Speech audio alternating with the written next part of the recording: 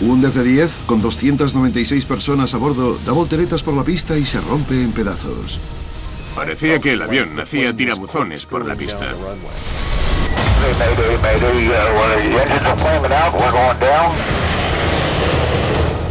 Un DC-8 se queda sin combustible y se estrella en un barrio residencial. Creí que íbamos a aterrizar en el aeropuerto. Estaba encantada y entonces pasé de encantada a asustada. You didn't land? Negative. Oh my God. Los problemas climatológicos hacen estragos en el aire. Un 747, atrapado en una lluvia torrencial, se estrella violentamente contra una colina. Desde el contacto inicial hasta que paramos pasaron 17 segundos. Fueron los 17 segundos más largos de mi vida. En el aire, la comunicación puede suponer la diferencia entre la vida y la muerte. Nuestras reconstrucciones animadas les meterán en los accidentes catastróficos y les enseñarán por qué ocurrieron. Me preguntaron si haría algo distinto si pudiese volver a ese día y dije que decir que estoy enfermo.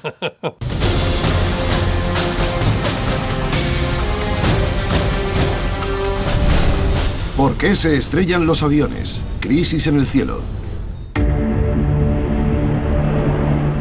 El 28 de diciembre de 1978, una gran conmoción. Un DC-8 United Airlines se estrella en un barrio residencial de Portland, Oregón, apenas a algo más de 9 kilómetros del aeropuerto. La pasajera, Amy Ford Connor, que entonces tenía 17 años, vuelve al estado de Washington, donde va a terminar su último año de instituto. Fue como cuando tocas tierra y botas un poquito, era igual. Pensé que íbamos a aterrizar sin problemas. Es un final de pesadilla, para un vuelo que empezó como puramente rutinario. El vuelo 173 de United despega desde Denver a las 2:47 de la tarde. A bordo van 189 personas. El primer oficial tiene los controles. Era justo después de Navidad. El avión iba a tope. Todos volvíamos a donde volviésemos después de las vacaciones. Era un vuelo normal y corriente hasta que empezamos a realizar la aproximación final al aeropuerto. La primera vez que me di cuenta de que algo iba mal fue cuando oímos un ruido muy fuerte y el avión dio una sacudida. El ruido que oyeron sobre las 5:10 de la tarde es el sonido de un lado del tren de aterrizaje del avión poniéndose en posición. El otro lado y el tren de morro se extienden con normalidad. La fuerza hace que el avión vibre y colee hacia la derecha. La luz de la cabina, que indica que el tren de aterrizaje está extendido y en posición, no se ilumina. Cuando el tren de aterrizaje, que es hidráulico, se extiende en una situación normal, lo hace a un ritmo concreto, con mucha suavidad. En el caso del vuelo 173 de United, lo que pasó es que cayó y con mucha rapidez, y uno de los demás componentes del tren de aterrizaje se quedó suelto y dañó el cableado que cierra el interruptor y enciende la luz. El capitán, Malburn McBroom, piloto veterano de United, no quiere aterrizar hasta asegurarse de que el tren de aterrizaje está en posición. Es porque, si no aguantase al tocar tierra, el avión podría sufrir daños graves y los pasajeros podrían salir heridos. El capitán quiere tiempo para identificar y resolver el problema. El piloto nos dijo por megafonía que teníamos problemas con el tren de aterrizaje y que seguiríamos un rato más en el aire, que era un problema muy normal y que no nos preocupásemos. El capitán McBroom tenía mucha experiencia. Contaba con miles de horas de vuelo, incluyendo más de 5.000 como capitán del DC-8 que llevaba esa noche. Era el señor experto en DC-8. Eso pudo hacerle creer que si se miraba un poco más los manuales y hablaba con los de mantenimiento, averiguaría si el tren de aterrizaje aguantaría. A las 5:14 de la tarde, Control Aéreo sabe que el vuelo 173 de United tiene problemas. El control de aproximación de Portland le da permiso al avión para que adopte un rumbo de espera, que es lo que hace durante la hora siguiente. Mientras, el capitán mantiene un estrecho contacto con la tripulación de la zona de pasajeros. No paraba de preguntarles a los auxiliares de vuelo cómo estaban, si estaban listos ellos y si la cabina de pasajeros estaba preparada.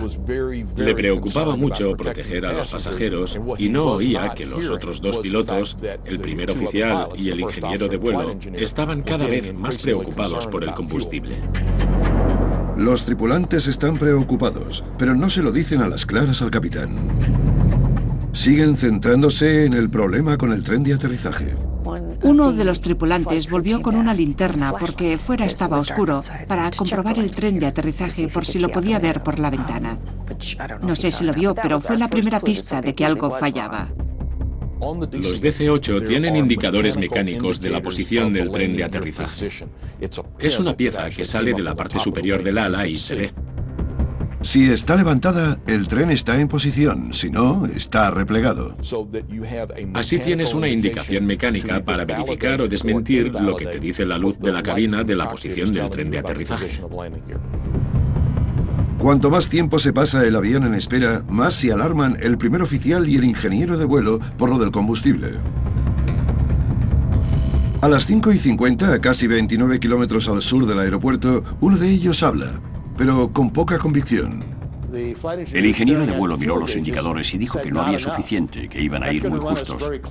Pero en la época anterior a la CRM, no le discutías a tus superiores. CRM son las siglas inglesas de Gestión de Recursos de la Tripulación, la formación que dan todas las aerolíneas para mejorar la comunicación entre los tripulantes. La CRM acaba con las barreras comunicativas entre los tripulantes del avión. Permite que los pilotos actúen en equipo y encuentren una solución en común, en vez de sacar una solución individual. Antes de la CRM, el capitán era el único que decidía en la cabina. Solo podías hablar con él si tenías que decirle algo técnico. Era muy difícil para los tripulantes de menor rango enfrentarse a un capitán veterano, y a la gente le costaba mucho criticar. El primer oficial y el ingeniero de vuelo soltaron alguna que otra indirecta, pero no dijeron nada a las claras. No dijeron, capitán, nos quedamos sin combustible, hay que ir al aeropuerto ya mismo. El DC-8 salió de Denver con más de 21.000 kilos de combustible. A las 5:55 solo quedan 1.814. Pero el capitán aún cree que van a poder llegar al aeropuerto. Los pasajeros no saben nada del problema del combustible. Lo que les preocupa es la posibilidad de aterrizar bien. El piloto dijo por megafonía que íbamos a aterrizar dentro de 5 minutos, que era la aproximación final, y que cuando faltasen 60 segundos nos avisarían para que nos preparásemos para el aterrizaje de panza por si acaso. Pero nunca llegó a dar ese aviso. A las 6:03, Control Aéreo quiere saber cuándo van a empezar la aproximación. El capitán McBroom dice, y citamos, supongo que dentro de otros 3 o 4 o 5 minutos. Pero el vuelo 173 de United no tiene tanto tiempo. A continuación, sin combustible y sin opciones. Cada vez estaba más claro que no iban a llegar al aeropuerto, así que pasaron a preguntarse dónde iban a aterrizar. Creí que íbamos a aterrizar en el aeropuerto, estaba encantada. Y entonces pasé de encantada a asustada.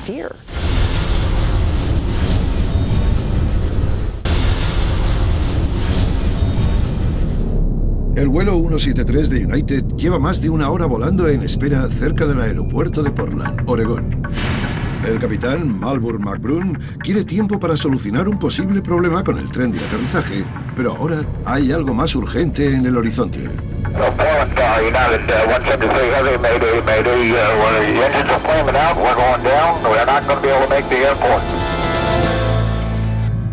Cuando el piloto se pone en contacto con control aéreo, los pasajeros empiezan a ser conscientes de la creciente gravedad de la situación.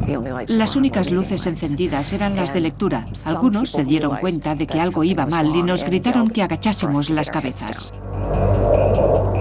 El avión se ha quedado sin combustible y se acerca a toda velocidad a una zona residencial. El capitán McBroom se dirige hacia la única zona sin iluminar que ve, entre las casas. El avión evita por los pelos un edificio de viviendas. Creía que íbamos a aterrizar en el aeropuerto. Estaba encantada. Y entonces pasé de encantada a asustada. Porque no sabía qué pasaba. Parecía que la cosa no iba a acabar nunca. Cuando el avión atraviesa los árboles, la sección frontal se desprende violentamente. No fue hasta que dejamos de movernos que me di cuenta de verdad de lo serio que era lo que había pasado. El avión está destrozado. 10 personas, todas sentadas en la sección frontal que se ha separado, mueren por el impacto. Los demás pasajeros están aturdidos. Hacía mucho frío, aunque cuando estás llena de adrenalina ni te das cuenta de esas cosas. Salimos del avión y estábamos en un barrio que nadie sabía dónde estaba. Estábamos todos en plan, ¿y ahora qué?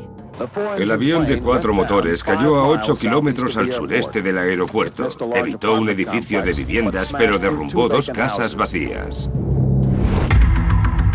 Al llegar, los investigadores de la Junta Nacional de Seguridad del Transporte concluyen que no hay fuga de combustible, ni indicadores de combustible rotos, ni ningún problema con el avión.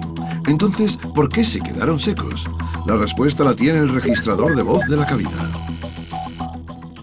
Cuando escuché la grabación por primera vez, me di cuenta de que teníamos que dar explicaciones y de que el accidente no tendría que haber pasado.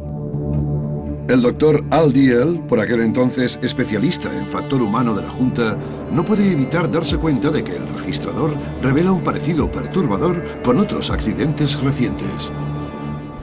El gigantesco TriStar dejó un rastro de 800 metros de restos en el pantano.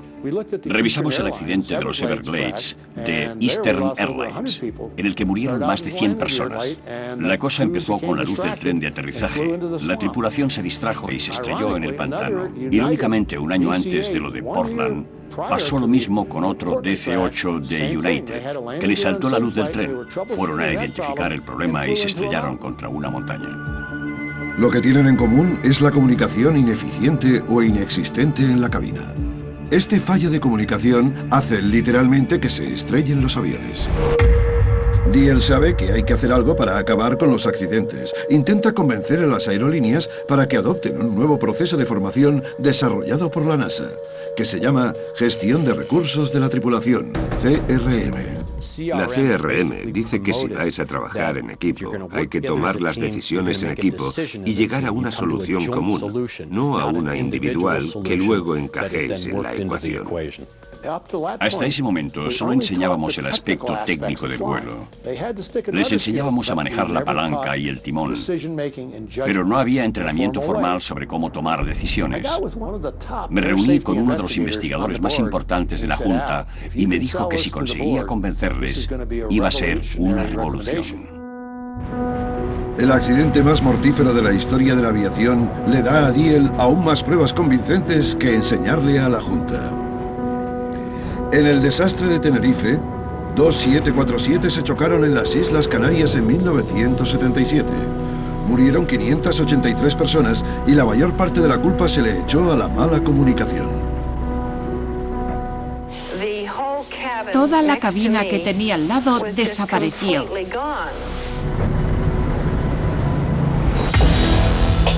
Menos de 6 meses después del accidente de Portland, la Junta publica su informe definitivo. Causa probable. El capitán no vigiló como debía el estado de combustible del avión y no hizo caso a los avisos de la tripulación. Factor contribuyente. Los otros 2 tripulantes no consiguieron transmitirle sus preocupaciones al capitán. El 95% del éxito del vuelo depende de la comunicación en la cabina. El vuelo 173 de United trae cambios. La AFA, la Administración Federal de Aviación, aprueba las recomendaciones de CRM del Dr. Diehl. En 1981, United Airlines pone en marcha el primer programa de entrenamiento de CRM del sector. Lo de United fue fácil. Hay que recordar que acababan de perder 3 aviones en accidentes mortales. Así que los directivos estaban más que dispuestos a apuntarse y enseguida se gastaron el dinero en poner en marcha el curso. Como recuerda el veterano capitán de United, Al Haynes, al principio hubo cierto escepticismo respecto al programa.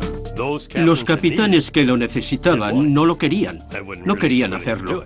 Creíamos que era una pérdida de tiempo, hasta que empezamos a meternos en harina y entendimos por qué era importante. El capitán Haynes no puede saber que unos pocos años después, el entrenamiento para mejorar la comunicación entre los tripulantes le ayudará a superar una de las situaciones más terroríficas en las que puede verse un piloto: la pérdida catastrófica de control de un yugo.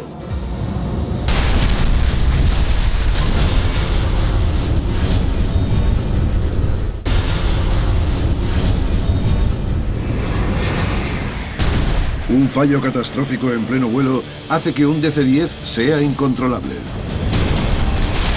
Se estrella y estalla en llamas, matando a más de 100 personas y dejando a los investigadores para que resuelvan un misterio de la aviación muy perturbador.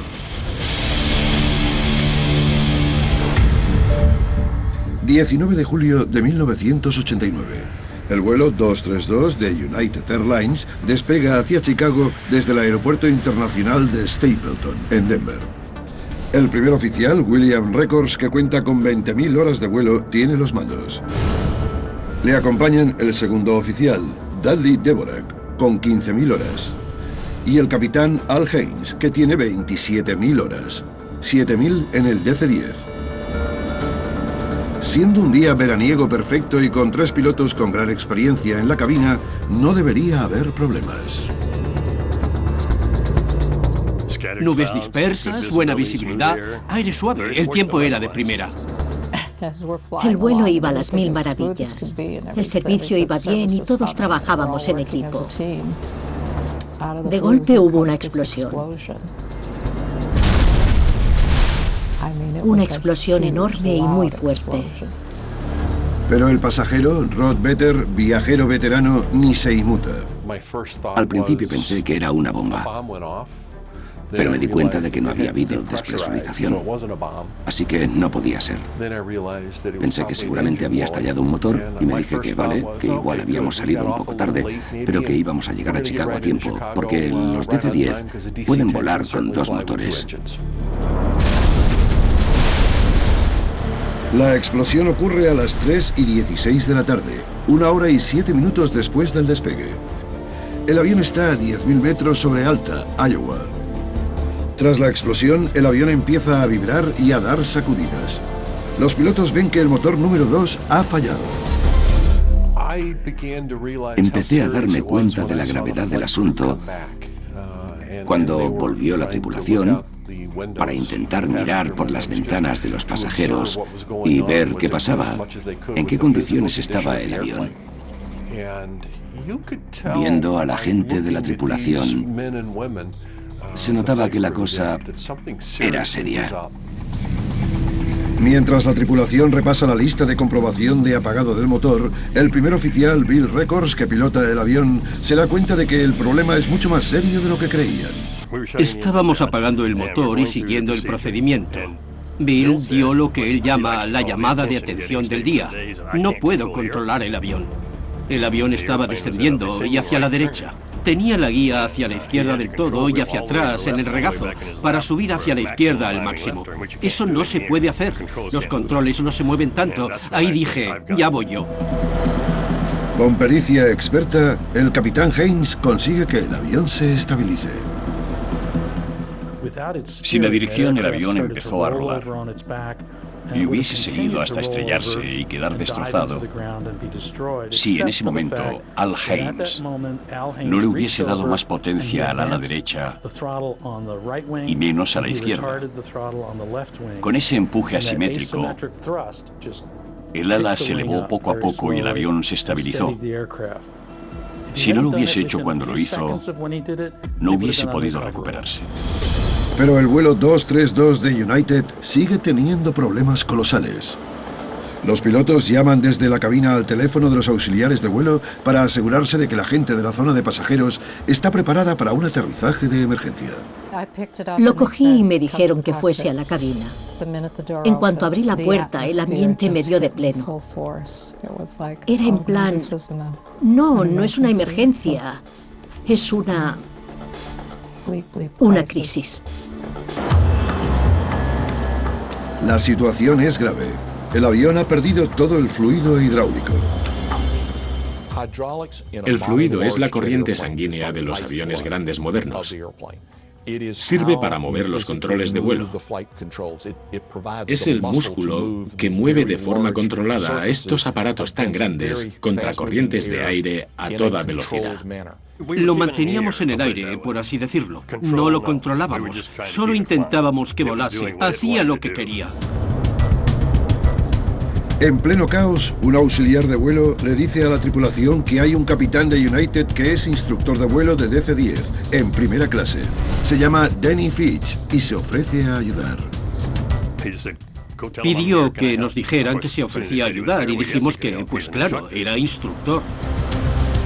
En el pasado, la mala comunicación había provocado desastres, pero ahora todas las esperanzas están puestas en que el trabajo en equipo evite una catástrofe. A continuación, los estremecedores últimos segundos del vuelo 232 de United. Hubo un anuncio de que iba a ser un aterrizaje muy difícil.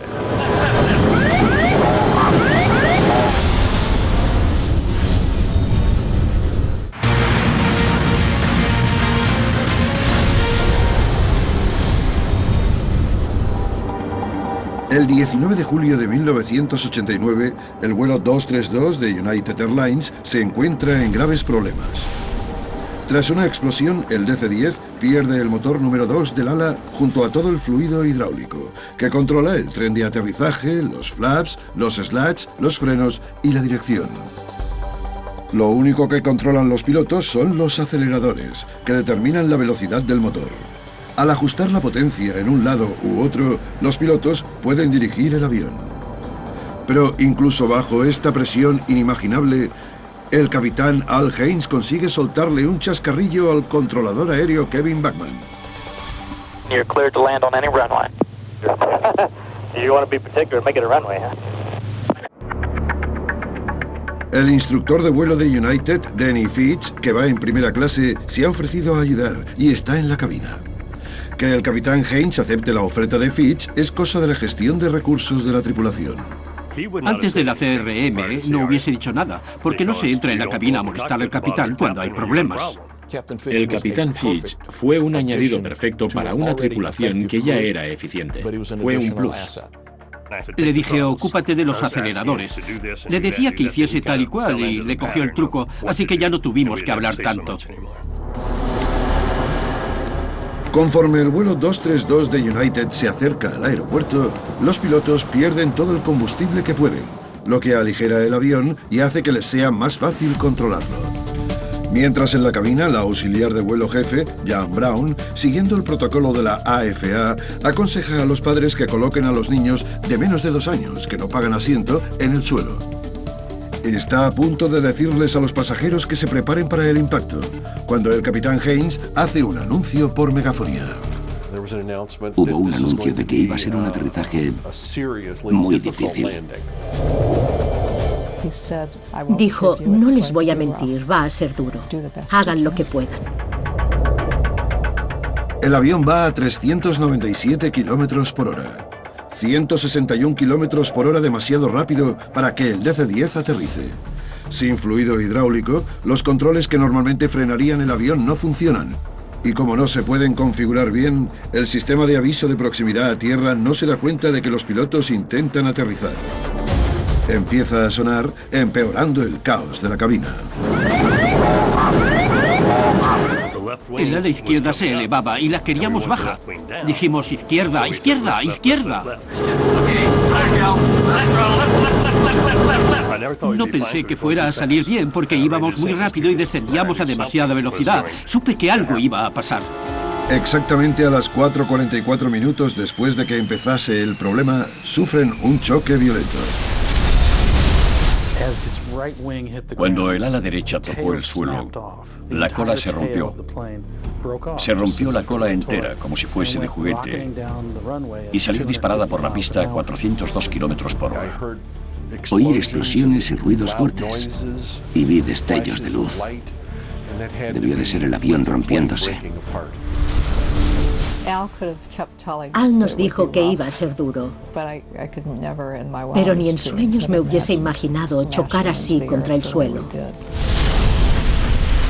El avión escora fuera de control, se hace pedazos y estalla en llamas. Cuesta imaginar que alguien pueda sobrevivir entre las llamas y el denso humo negro. El morro del avión, donde está la cabina, está tan aplastado que es irreconocible. Se da por muertos a los pilotos, pero increíblemente los 4 están vivos, aunque heridos. Esta foto muestra a los de emergencias hablando con la tripulación. No cortan sin más. Tienen que medir, porque hay mucho cable, muchas láminas de metal. Y con un espacio tan reducido, podrían hacerles más daño aún a los ocupantes al intentar rescatarlos. De los 296 pasajeros y tripulantes mueren 112, incluyendo 11 niños. Uno de ellos era de los que no pagan asiento. Por ley no pueden ir en coche sin asiento. ¿Qué hacen en un avión que va a más de 800 kilómetros por hora? Es una ruleta rusa.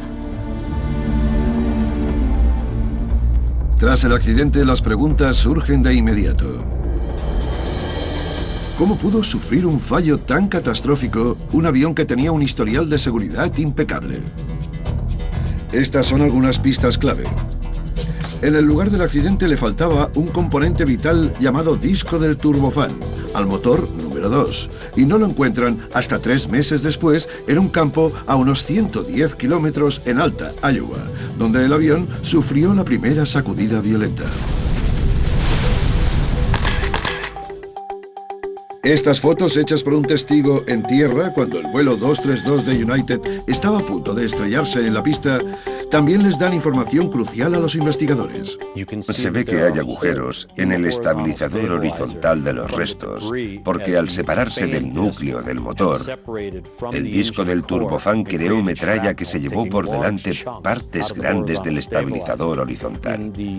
En la segunda foto se ve la parte trasera del motor, por donde salió el disco del turbofán.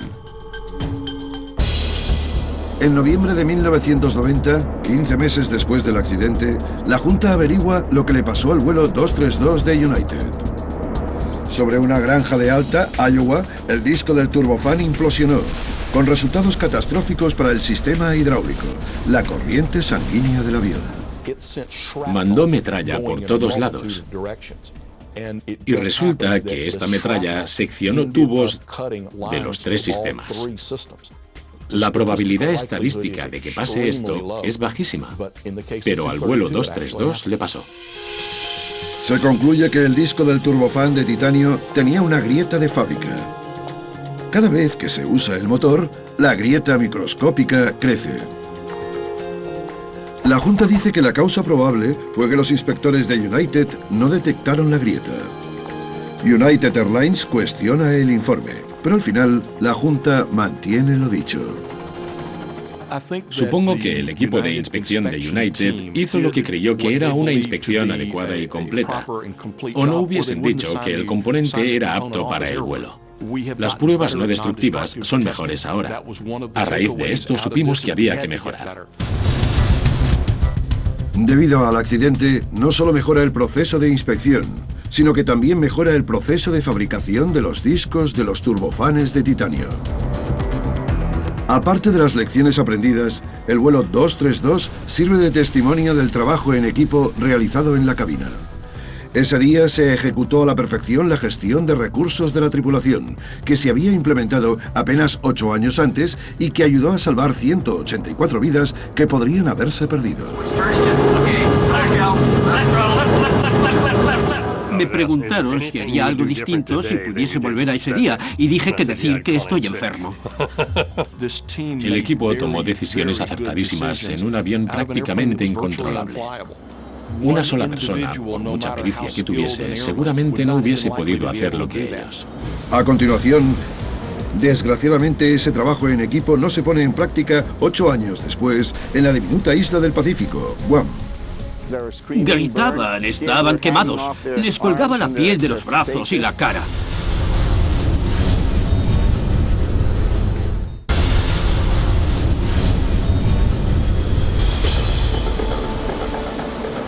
Un 747 se ve en plena lluvia torrencial sobre la diminuta isla del oeste del Pacífico, Guam. Y entonces, a poco menos de 5 kilómetros de su destino, el vuelo 801 de Korean Air se estrella contra una ladera y se hace pedazos. 8 minutos después, 2 controladores aéreos llegan a la terrible conclusión de que el avión se ha estrellado. Did Korean Air come back to you? 801. Korean Air 801 Guam. No. You checked in with me. I cleared him to land. I don't know where he's at. Never did have him in sight. You never saw him?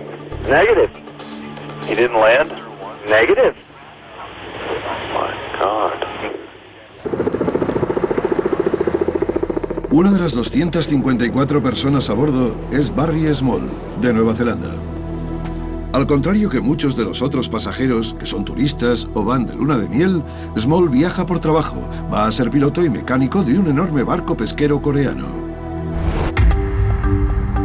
El avión despega de Seúl, en Corea del Sur, a las 10:05 de la noche, hora local, el 6 de agosto de 1997. El vuelo de Seúl a Guam no era nada del otro mundo. Era un vuelo nocturno tranquilo. La media de temperatura anual de Guam es de 27 grados. Tiene un clima agradable, pero también un lado oscuro. Agosto es temporada de lluvias, con una media de 30 centímetros. Cuando el 747 se aproxima al aeropuerto, se topa con una lluvia torrencial que se acerca desde el noreste. Sin embargo, Small, en el asiento 36K, donde el ala derecha no se preocupa.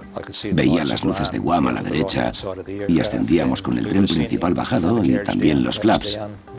Todo me parecía normal.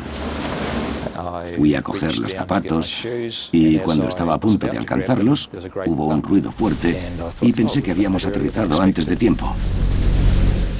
Al tocar tierra, no nos sorprendimos mucho, ni yo ni los pasajeros. Fue firme y ya estábamos en casa. Sorprendentemente, al principio Small ni se da cuenta de que se han estrellado.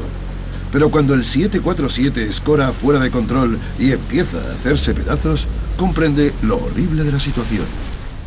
El avión temblaba y la cosa fue a peor hasta que ya no podíamos ni controlar nuestros propios cuerpos. Éramos como muñecos dando tumbos en los asientos. El avión se ha estrellado contra un terreno accidentado llamado Colina de Nimitz, a poco menos de 5 kilómetros de la pista de aterrizaje. Al seguir con su violenta trayectoria, el tren de aterrizaje se da contra un oleoducto, empujando parte hacia la carretera y derramando 3.785 litros de petróleo en el proceso. Calcularon que desde el contacto inicial hasta que nos paramos pasaron unos 17 segundos. Fueron los 17 segundos más largos de mi vida.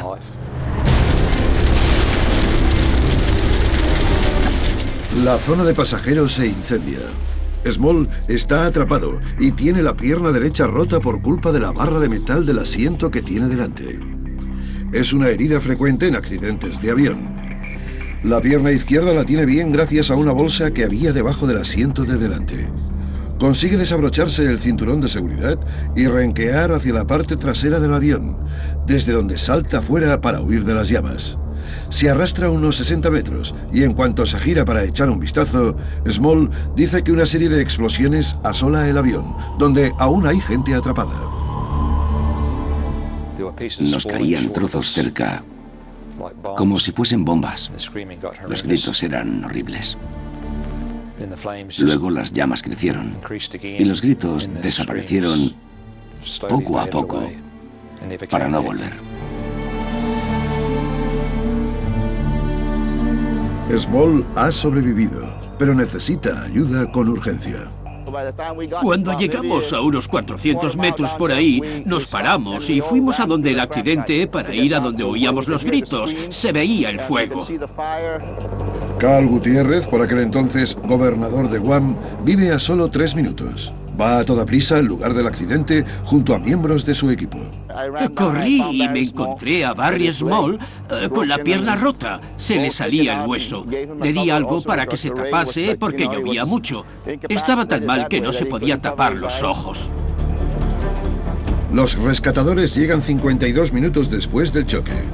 Para entonces, Barry Small está estable, pero casi todos los demás pasajeros del vuelo 801 de Korean Air es demasiado tarde.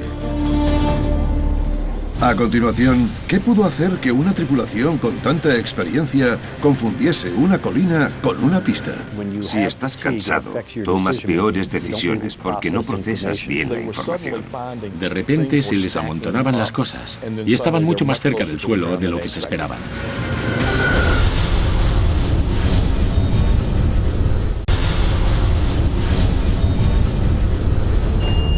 You've got burns, you've got broken leg. Yeah. Other than that, good as gold.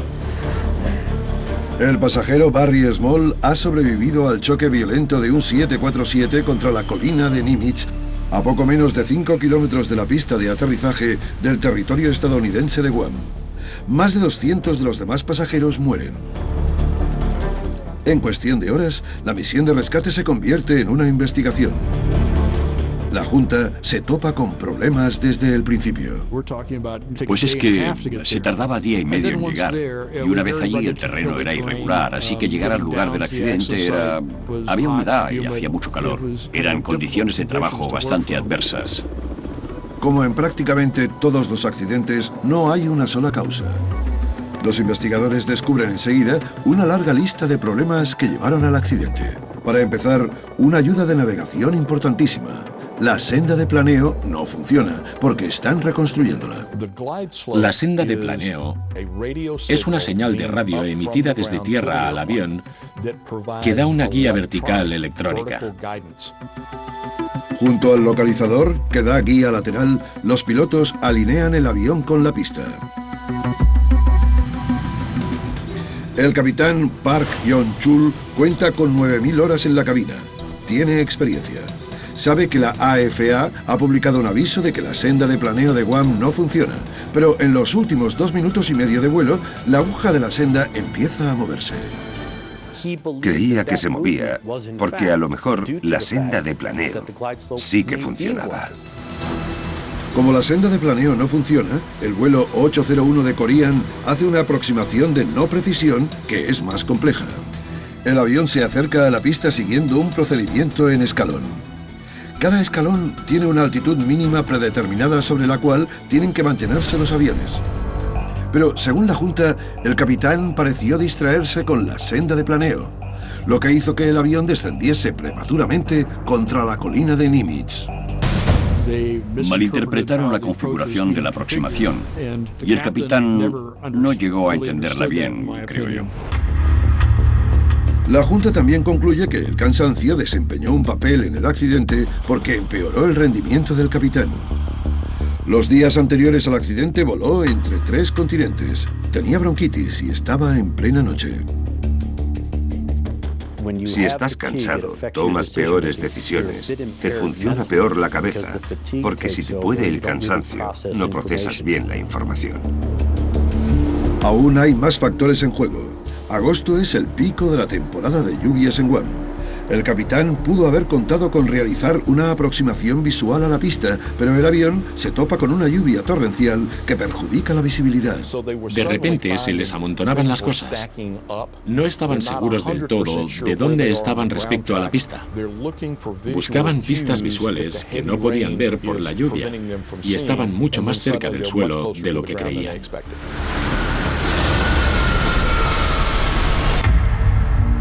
Los crecientes problemas del vuelo 801 empeoran por la mala comunicación de los tripulantes. El primer oficial y el ingeniero de vuelo hacen comentarios que denotan que cada vez están más preocupados, pero son en plan suave. El registrador de voz de la cabina muestra que hasta 40 segundos antes del choque, el capitán sigue confuso respecto al estado de la senda de planeo, pese a que el primer oficial ha dicho por fin que no es utilizable. La tripulación hace caso a lo que dice el capitán pese a que está preocupada. Causa probable. El capitán no ejecutó de forma apropiada la aproximación de no precisión. Y el primer oficial y el ingeniero de vuelo no vigilaron ni comprobaron la ejecución de la aproximación del capitán. Después de escuchar las grabaciones y de consultar toda la información adicional, descubrimos que la cultura de su sociedad influía en el programa de entrenamiento, y por eso los oficiales jóvenes solo le soltaron indirectas al capitán, esperando que no hiciese lo que no debía, que no siguiese la senda de planeo, pero no eran asertivos y no le corrigieron ni tomaron el control del avión para evitar el accidente. Por separado, los problemas podrían no haber sido relevantes, pero juntos, para 228 de las 250 personas a bordo del avión, todos los problemas son mortales. Es la primera vez que el exgobernador de Guam, Cal Gutiérrez, va a la colina de Nimitz desde el accidente. Como muchos de los supervivientes a los que asistió esa trágica noche, espera pasar página y dejar atrás el dolor. Quería ir y ver si aún había espíritus vagando por la zona, porque esa mañana hubo mucho sufrimiento, muchísimo sufrimiento. No he vuelto desde entonces. No he vuelto. Nunca he estado tan cerca como hoy.